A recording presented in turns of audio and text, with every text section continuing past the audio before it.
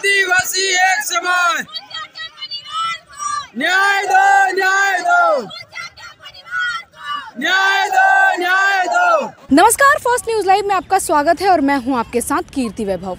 उदयपुर से एक बहुत ही दिल दहला देने वाली घटना सामने आ रही है। आपको बता दें कि उदयपुर के एक गांव में 9 साल की बच्ची का रेप हुआ है, वहीं उसके 10 टुकड़े मिले हैं। सोचिए, इंसान अब कितना हैवान हो गया है कि 9 साल की बच्ची तक को नहीं छोड़ रहा है। 9 साल की बच्ची, एक मासूम बच्ची का 10 टुकड़ों में शव मिला है। आपको बता दें, पूरा मामला जो है वो मावली क्षेत्र का है, जहां पर बताया जा रहा है कि आरोपी जो है वो मासूम बच्ची पूजा भील का पड़ोसी है। पूजा भील एक आदिवासी समाज से हैं, जिनका रेप हुआ है। उस बच्ची का नाम पूजा भील है।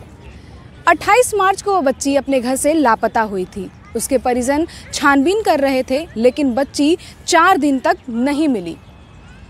बच्ची के घर के 200 मीटर दूर एक खंडहर से थोड़े दिन बाद बदबू आने लगी, यानी 4 दिन के बाद लगभग बदबू आने लगी।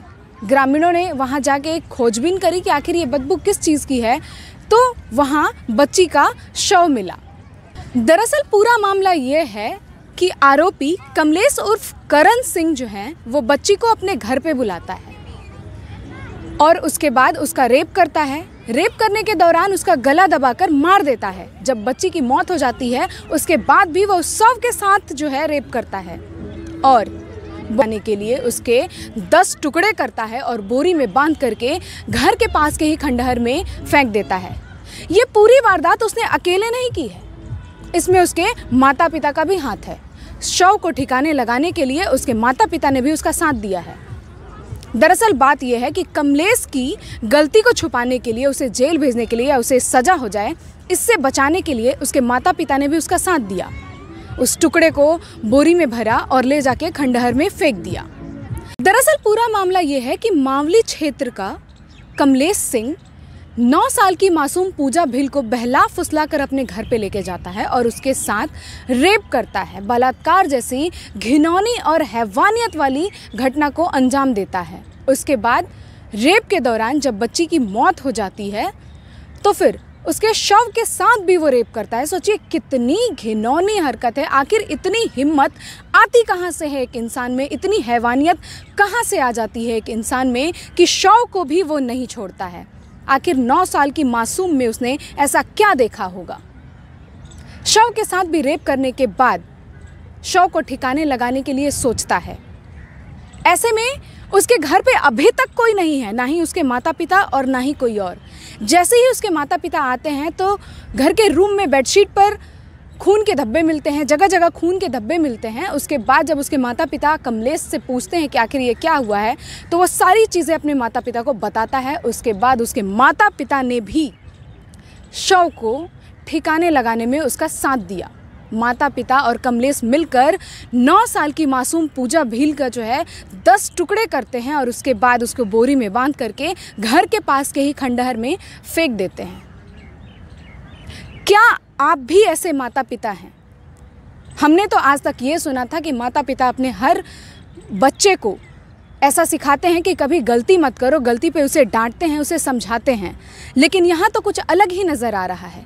यहाँ तो इतनी बड़ी हैवानियत जैसी घटना को अंजाम देने के बाद माता पिता खुद उसे ठिकाने लगाने के लिए, उसे जेल के चक्कर काटने से बचाने के लिए, सज़ा हो जाए इससे बचाने के लिए उसका साथ देते हैं और 9 साल की मासूम का 10 टुकड़े करते हैं और घर के ही पास के खंडहर में फेंक देते हैं।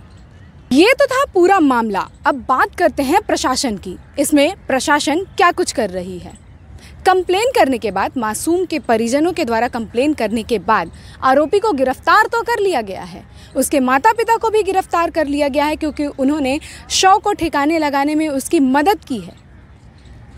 लेकिन इसके बाद का एक्शन क्या है? दरअसल आपको बता दें कि इस कुछ महीने पहले श्रद्धा जैसा हत्याकांड भी सामने आया था, जिसमें आरोपी ने 36 टुकड़े किए थे। उसके बाद एक कई ऐसे नए मामले भी सामने आए और अब ये उदयपुर की घटना है, जहां मासूम के साथ इस घटना को अंजाम दिया गया है। श्रद्धा वाले मामले में 36 टुकड़े हुए थे और यहाँ 9 साल की मासूम के 10 टुकड़े हुए हैं। टुकड़े तो टुकड़े होते हैं। क्या इसमें क्या कुछ सज़ा मिलनी चाहिए?